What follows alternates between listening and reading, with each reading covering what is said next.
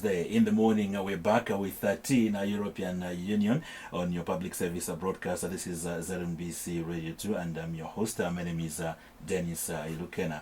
As usual, we have fruitful discussions on this platform, and we're glad that you, our listener out there, could find time to be with us and, of course, follow today's topic. An interesting one for this particular morning, and we're going to be looking at how the European Union is supporting smallholder, farmers, and want to understand what EU4MULIMI is. And of course, this morning I'm privileged to host Eva Stamenova from the European Union. She is a program manager at the European Union delegation to Zambia and COMESA. Good to have you on Tea na European Union. Good morning. Good morning, Dennis. It's nice to be here, and good morning to the listeners. Great. So that's my guest for this particular morning. She has been working for the European Union for 16 years and has supported the successful implementation of over 100 development projects in the field of agriculture, rural development, and trade. We'll get to learn more about her as we go on in the next 15 minutes that we have right on this particular edition of the program. So we want to understand how the European Union is supporting smallholder farmers and what European Union or EU4MULIMI is all about. But Eva, I think for starters, as we zero it down to this discussion for this particular morning, as we have our tea, let us get to understand what EU4MULIMI program is and why is it that the European Union has this very huge support for the agriculture sector. Well, thank you very much. It's actually something that we wanted to explain to your listeners and to the public, that the EU4MULIMI program is in fact a large agricultural project which we have started implementation of back in 2019. And it's because it has a lot of aspects relating to agriculture, coming from productivity, water conservation, nutrition, as well as private sector development. We decided that it's best to call it EU4MULIMI, so that it speaks to the people that in fact what the European Union does, it is for the support of the smallholder farmers and for the larger benefit of the country. Right, EU4MULIMI. I know very well that my listeners will get to understand that if you say EU4MULIMI, they know very well that it's EU that is availing itself to the farmer. So that it's self-explanatory, and we guess everyone else is following on that trajectory and getting to understand what is it that we want to look at today. But now, why is the European Union so much focused on smallholder farmers? And is the support to smallholder farmers the answer to making the agriculture sector successful in Zambia? Well, for us, the support to the smallholder farmer has a dual purpose, if you'd like, because first of all, there is no agriculture without the smallholders. Yes. No one from the processing and off-taker. If there is no primary production, of course, there is no business, there is no trade. So they are the key people to start with. And also agriculture sometimes has a social net, meaning that it provides for livelihoods for people. It can give them alternative good incomes. And this is mostly in Zambia. Agriculture is the main sector that also provides employment. It provides opportunities for development. And that's why we think that we can tap into that potential and unlock it. As we always say here, there is a huge potential for agriculture. So that's why we decided that this is the best way to go forward, where we could, in the long term, have economic growth in the country. Right. 16 years that you have been working with the European Union, and you've supported successful implementation of over 100 development projects in the field of agriculture, rural development, and of course trade. I want to find out from you, from your own observations, what the main challenges for a smallholder farmer are in Zambia. Well, I first want to say congratulations to our Zambian farmers, because they have been very resilient and very persistent into pursuing this line of work, because the sector is sometimes we have market shocks and the prices of commodities are dropping. increase of prices in fertilizers, in seed, animal diseases. So it's actually a business that is quite much dependent on external factor, but yet our smallholder farmers here in Zambia are continuing to work there. When we look at what is the major challenges they face, it's first and foremost, I believe, it's sometimes there is lack of sufficient information that goes to them in terms of what are the new agricultural technologies, what are the new production trends that can increase with little investments their productivity so that they can get better prices for their produce. Also, sometimes it's the remoteness of people in different areas. They cannot aggregate that easily to get a better bargaining power, I would say, and get better prices for their commodities. So when they're dispersed, then they just depend on off-takers to offer them a price that maybe not always is the most correct price or the market price. So that puts them a bit in a disadvantaged position.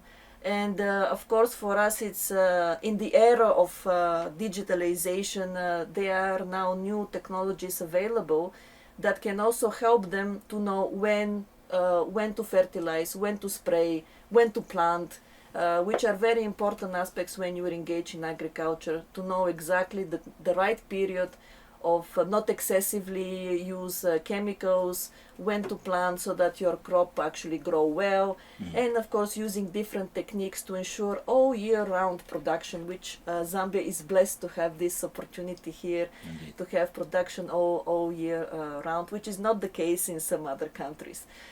So this a bit compounds the farmer to really progress and to adopt these sustainable production methods, and to really lift themselves out of poverty and to integrate in the formal value chains. So with our support, we are trying to address all these challenges, and we are trying to integrate smallholders to value chains, either as them being a supplier or them being the client, in different ways to support them overcome these challenges as much as possible. Right. Maybe share with our listeners, out there, maybe on the exact results that you are aiming for, and if there are a number of drivers that are an absolute key for success. We have 5 programs under EU4MULIMI program, and I would say the private sector, let's say, axis of our program, which is the Enterprise Zambia Challenge Fund, and the European Investment Bank credit line, which is the agriculture value chain facility, it actually aims through support to agribusinesses that we integrate more than 350,000 farmers into value chain. Different value chains, we do not exclude any value chain. It can be in crops, in livestock, in organic production, in agroforestry. So we try to be inclusive as much as possible, and also to promote more engagement of women and youth in the value chains. And of course, the ultimate objective is to create jobs.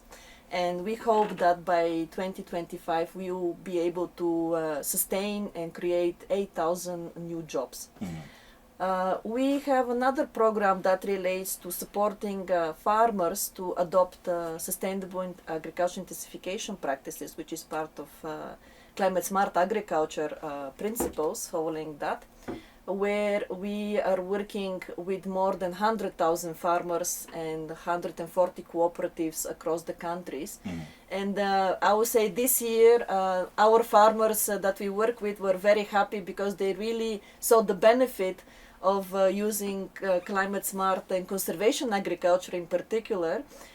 They had really very good harvest. They're ready to sell it on the market.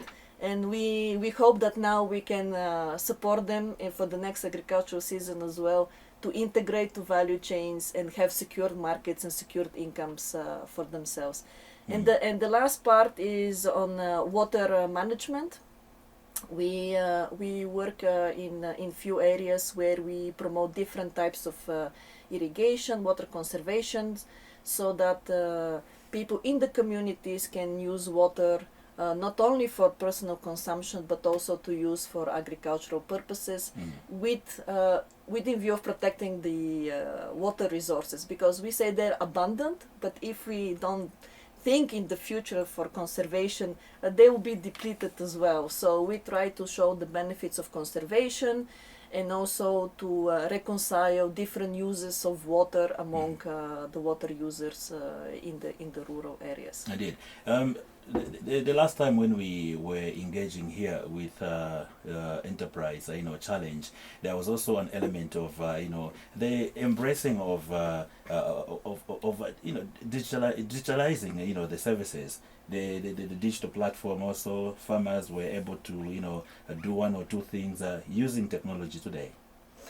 Yes, indeed, that's a very good program that is done by one of our enterprise grantees.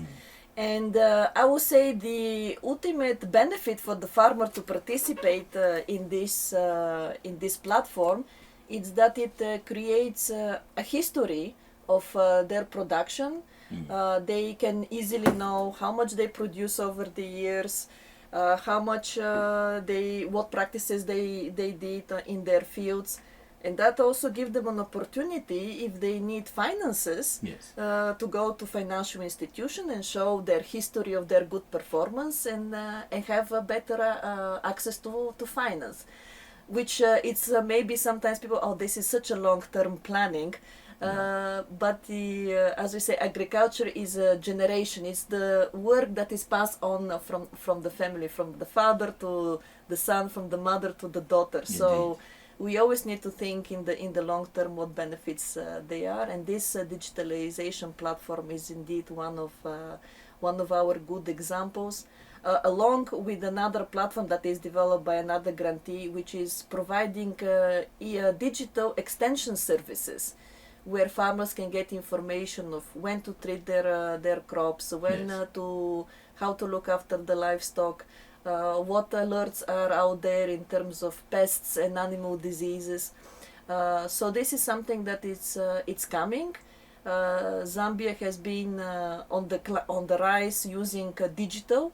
So I think everyone now, maybe not having a smartphone, but everyone now has a phone, and we have different ways to access these people. So I think that it's a very, very good progress here in terms of embracing technologies for the years to come. Great. How the European Union is supporting smallholder farmers and understanding what EU4MULIMI is all about is our topic of discussion this particular morning, as we have tea na European Union. My guest is Eva Stamenova, Program Manager, and of course at the European Union delegation to Zambia, and COMESA, a strong believer and advocate for community-led local development. Let's get back on the other side.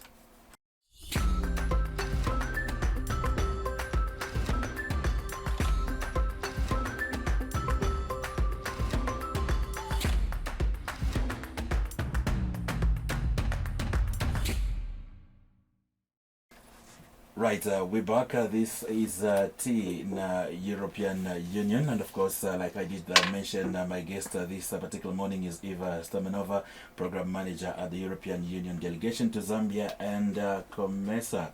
She's worked on a number of these programs across the Western Balkans and, of course, neighboring countries in Europe. And today we want to understand their support, to smallholder farmers, and, of course, understanding what EU4MULIMI is all about. Now, well, we have, we've had this discussion for a number of, minutes. Maybe as we get closer to the last parts or last minutes of this, discussion, Eva, let me just get an understanding if, this program also works for the cooperatives. Yes, indeed. We work with cooperatives. We help them to develop their business plans, to how they work so that they're sustainable. And of course, we provide trainings for them so that the business plans that they have developed for themselves they can implement and they can follow up and raise financing. So as I mentioned a bit earlier, we work with around 140 cooperatives currently in different part of the countries, and there's some skepticism around whether cooperatives are the best model to follow. But even if farmers decide that maybe they don't want to be in a cooperative, they always can be in producer groups, so-called producer groups, when they can be 2 or 3 or 5. And the idea around this has always been that if you are together, you can get a better price for your produce. Yes. So this is the main driver of trying to consolidate smallholder farmers in this group so that they have better prices for their commodities. Great. Let's understand how the situation will evolve once the EU4MULIMI program, phases out, because we know very well that most of these projects have a lifespan.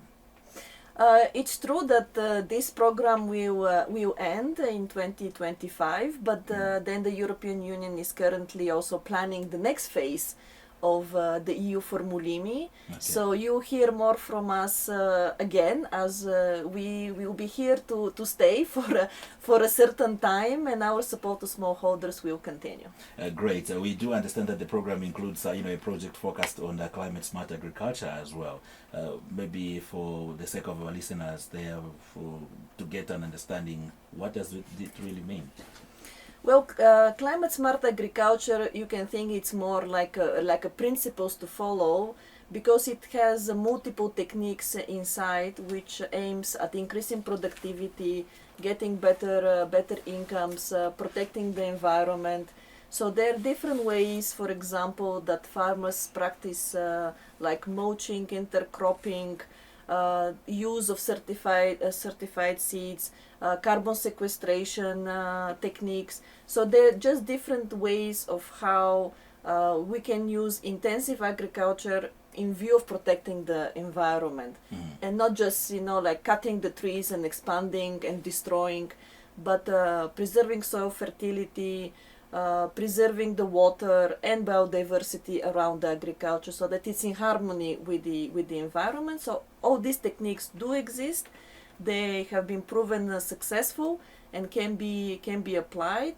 And in the long term, farmers will see, as our farmers under the CFAS project saw, that actually they got better harvest by following these practices. Indeed. Now, as we conclude our discussion, what is your message for the young Zambian out there who is still unsure about building a career in farming?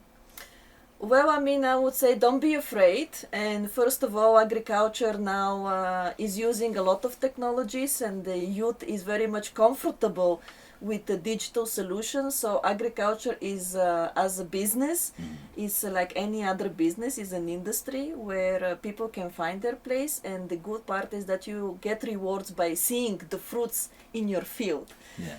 Yes. Thank you so much. Remember, you, our listener out there, if you want to, understand more about EU4MULIMI, you can get us right on Facebook, Twitter, or Instagram at EU4MULIMI. So you can always follow us through those handles. Now, we've been discussing the European Union support to smallholder farmers and what the EU4MULIMI is all about. My guest on this particular edition of the program has been Eva Stamenova, Program Manager at the European Union Delegation to Zambia and COMESA. Like we did mention, she has been working for the European Union for 16 years and has supported the successful implementation of over 100 development projects in the field of agriculture, rural development and trade.